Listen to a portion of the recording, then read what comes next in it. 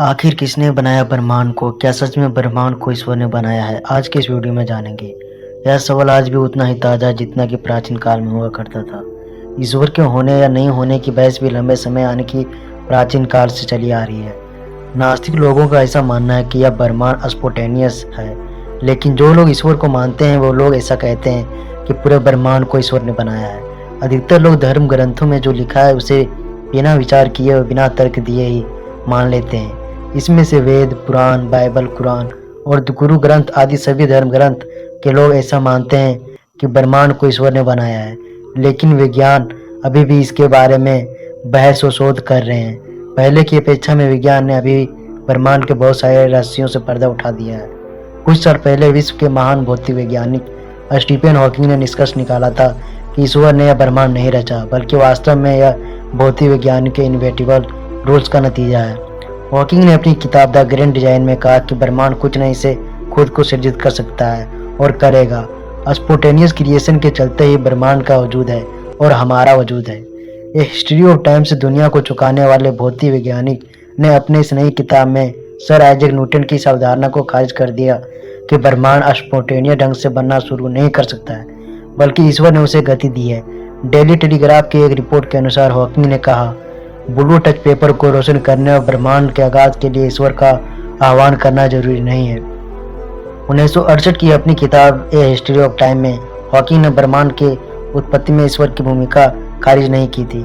ब्रह्मांड की उम्र 2002 में हुए एक शोध के अनुसार हबल अंतरिक्ष दूरबीन ने हमारी आकाशगंगा के बीच प्राचीन तारों का पता लगाया है, जिसके आधार पर ब्रह्मांड की उम्र 13 से 14 अरब वर्ष के बीच आंकी गई है।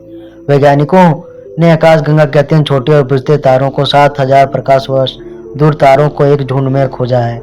इन बुझते तारों के मौजूदा टेम्परेचर के आधार पर वैज्ञानिकों ने हिसाब लगाया कि अधिकतम 13 अरब वर्ष पहले इनका जन्म हुआ होगा। पहले ब्रह्मांड की उम्र 15 अरब वर्ष मानी जा रही थी।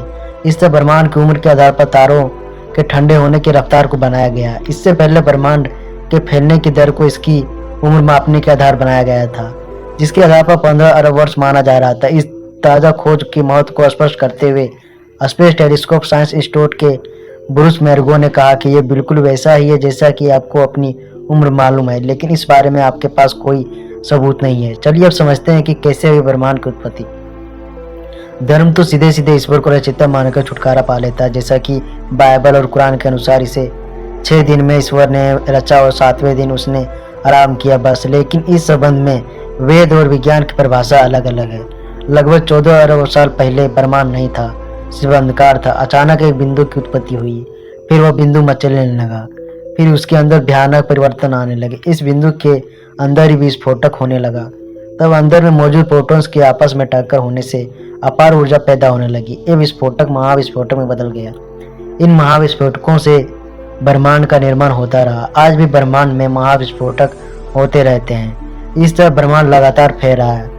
बस यही बिग बैंग थ्योरी है, जो कुछ हद तक सही भी हो सकती है। अब प्रश्न यह है कि क्या सच में ही ऐसा ही हुआ होगा? क्या ऊर्जा से आकाश, हवा, पानी, ग्रह, तारे, पृथ्वी और इंसान बने? कैसे तय हुई दिशाएं? कहाँ से आया समय? कैसे बना पदार्थ? किसने बनाया इसे? किसने किया यह महाविस्फोटक? सच क्या है यह कोई नहीं जानता है। अरबों साल पहले ब्रह्मांड नहीं था, सिर्फ अंधकार था। अचानक एक बिंदु की उत्पत्ति हुई, फिर वह बिंदु मचलने लगा, फिर उसके अंदर भयानक परिवर्तन आने लगे।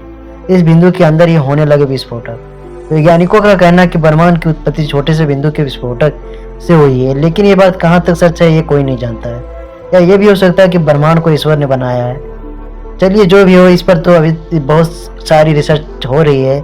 धन्यवाद, फिर मिलते हैं अगले वीडियो में।